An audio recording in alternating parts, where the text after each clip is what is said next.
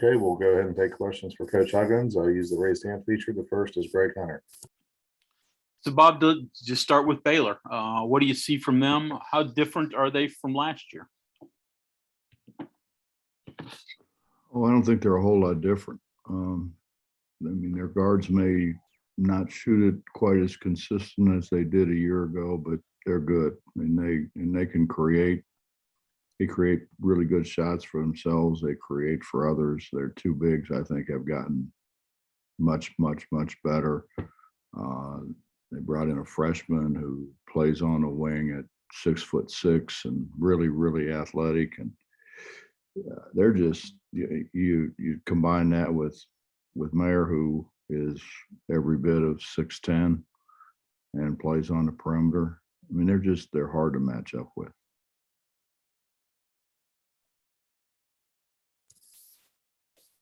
Questions for Coach, please use the raised hand feature.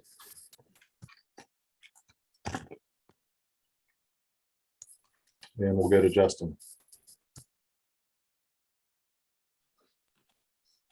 Hey, Coach, I was just wondering, obviously, Baylor, it's been kind of a, they start off the year 15-0, and now they've lost 2 in a row at home.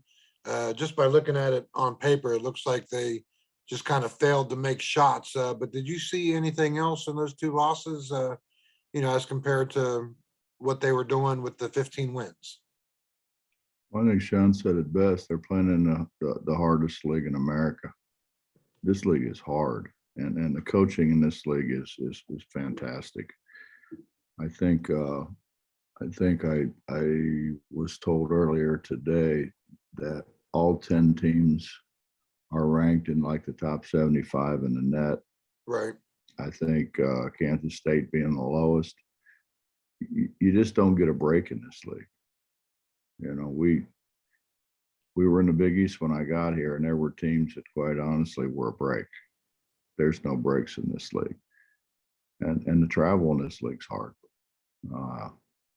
So, I mean, I think there's a lot of things. There's a lot of variables. And sometimes you just miss shots. And I think they went through a little stretch there where they weren't making shots as consistently as what they were earlier in the year. We seem to do that by half instead of by game. Let's go to Greg Terry. Bob, they're still obviously a very strong defensive team. What kind of challenges did they present for you there? And I know after the Kansas game, you mentioned kind of needing to get some more in transition. How do you kind of get that working against Baylor? Well, you got to rebound it, outlet, and run. We have had a hard time rebounding. It's hard to run when you don't rebound. And we just haven't rebounded it as consistently as what we need to. It's hard to work on outlet passes and those kind of things for a very long time because you got so many other things that you got to do. And in our league, there's people play a lot of variety of things. Baylor's not just going to play us man to man. They're going to play zone. They're going to press a little bit, which I think everybody in our league does. They kind of throw something out there to see if it sticks. And if it sticks, they stay with it longer. And if it doesn't stick, they'll go to something else. And I think Scott's one of the guys that's really got that figured out. Back to Greg Hunter. So Bob, where is Taz? You talked about him after the loss to Kansas, that he wasn't 100%. He's still trying to recover from COVID and get his conditioning back. So where is he, and how do you do that when you want him to get conditioned, but you also don't want to push him too much to wear him down? So how does all that work? He didn't look like he was 100% yesterday. And obviously we didn't go full court yesterday. We didn't go up and down. We tried to get him out as much as we could, but still have him in enough that he knew what was going on. But he's not 100% yet. I'm not a doctor. I can't put a percentage on it, but I know he's not what he was. So with that said, I mean, where are you guys if he's not 100%? I mean, he's obviously such a huge part of what you're doing. Well, I think JB stepped up. I think JB stepped up to being a guy we can throw the ball to and can score. He's showed that against, I think, the best teams in our league. I mean, obviously it's kind of out of need because of Taz's situation, but I think JD's been terrific. JB. Bob Herzl. Yeah, hey, Coach, is it tougher to shake the metal scars after a game like that than to get the shooting back and that? I mean, you kind of indicated that the team stopped competing, and that's a mental thing. No, I don't think so. I think you're more probably excited about playing, ready to play to get the bad taste out of your mouth. I mean, I think that's been my experience over the years. I mean, I've been blessed to have some great competitors, which certainly helps. But I think whenever you take a beating that we took in Lawrence, I think everybody's kind of foaming at the mouth to get out and play again.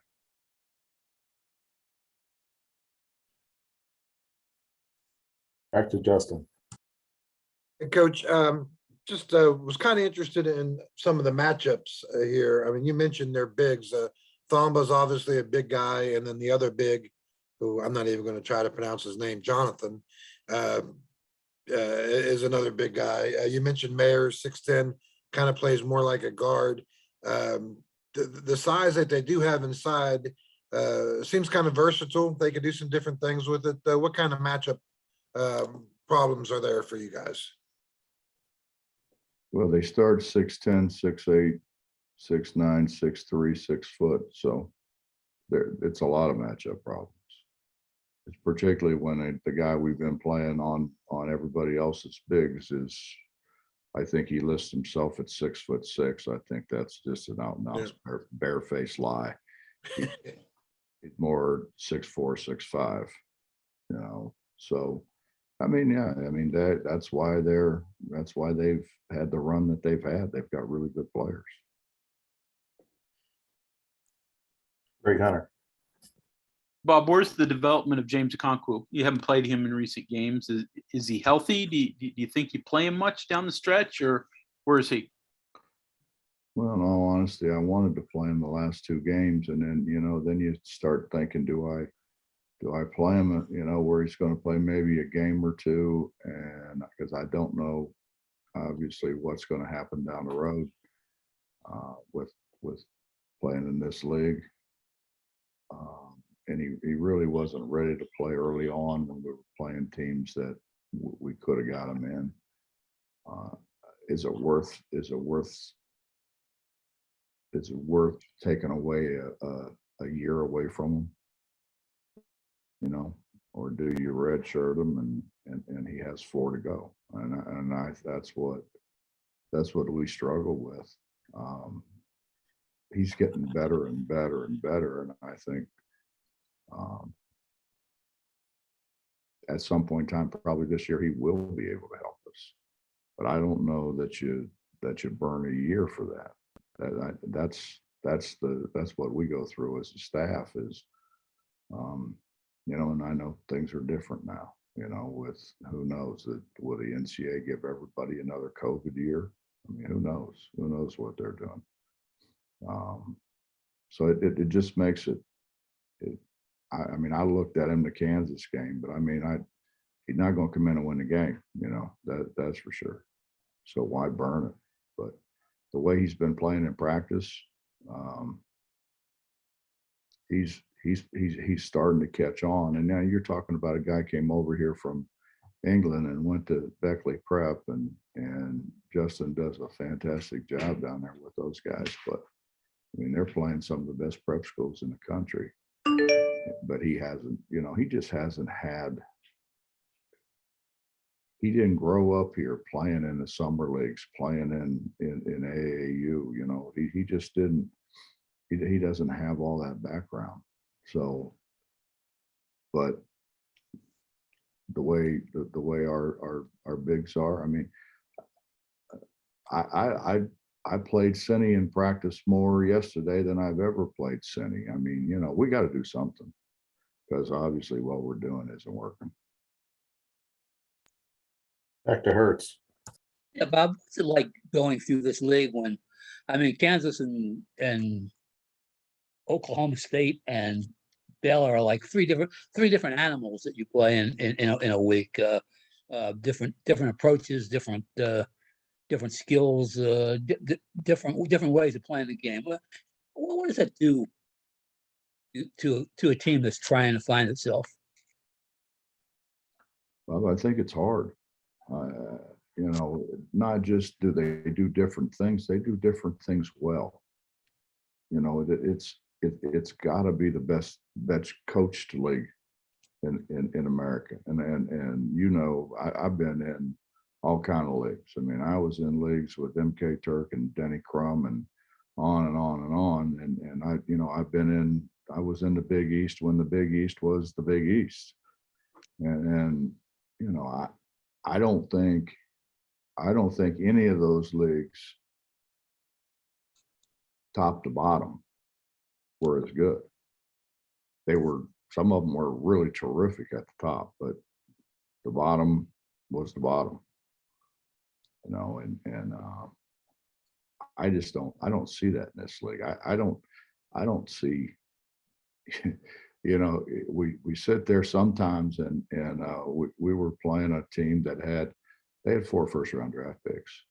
And my assistant kept saying to me how nervous he was. That, man, are they good? I mean, this is the best team that we've played. And I said, well, just look at the fat guy in the suit down there. You'll feel better.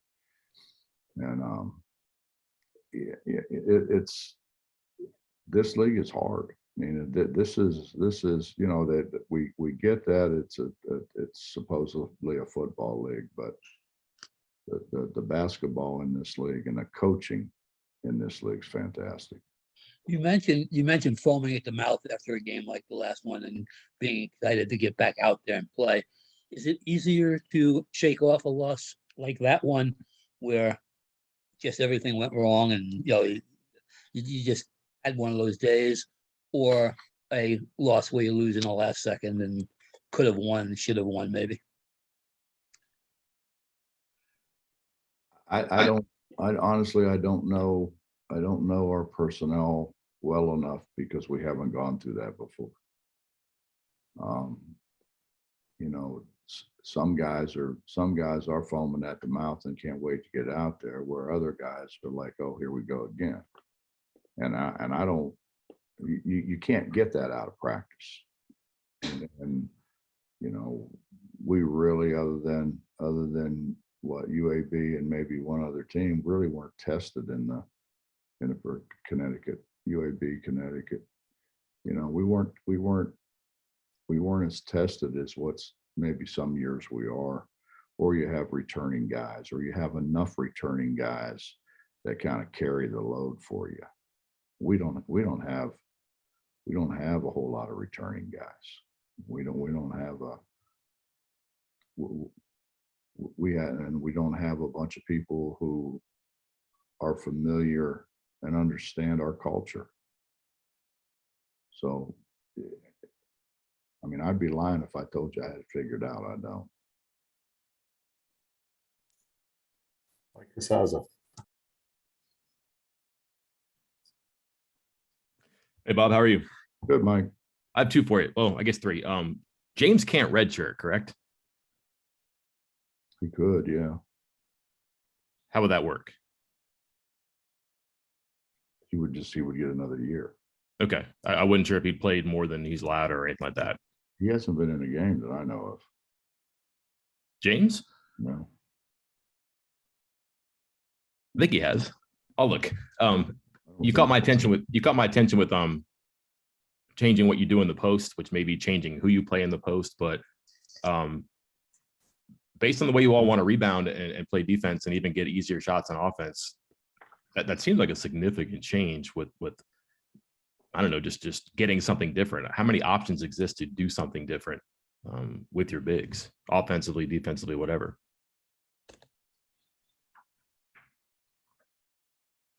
Well, I mean, we're going to have to go to what our strength is, and our strength is on the perimeter. You know, with JB and Chaz and Sean, that's our strength. Excuse me. I wish we could score it close. You know, the best way to stop the bleeding is throw it close. I mean, when we didn't have a big guy, the year we went to the Final Four, we had Deshaun, and so we could invert Day and throw it close and stop the bleeding, so to speak. We don't have anybody do that now. We tried to do that with Taz, and Taz is just too light in the loafers, you know. He just doesn't have enough girth to duck in down there and score it. He did it in junior college. I thought maybe he could do it there, but the people here are so much stronger and so much more athletic.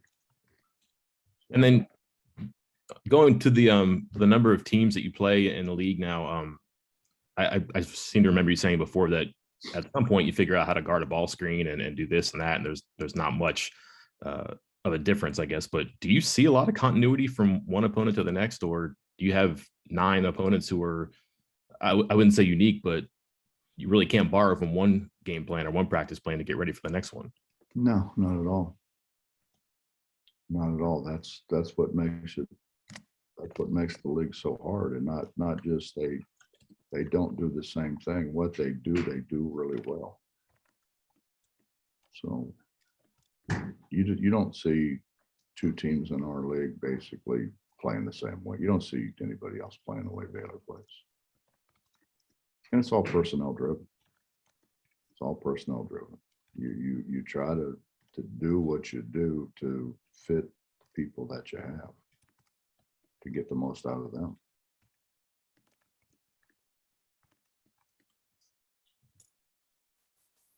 Coach, I think that's all the questions for today. Appreciate your time, and thanks to everyone calling in. My pleasure. Have a great day, fellas. Don't fall in the snow. And by God, don't any of that yellow snow. Thank you, Coach.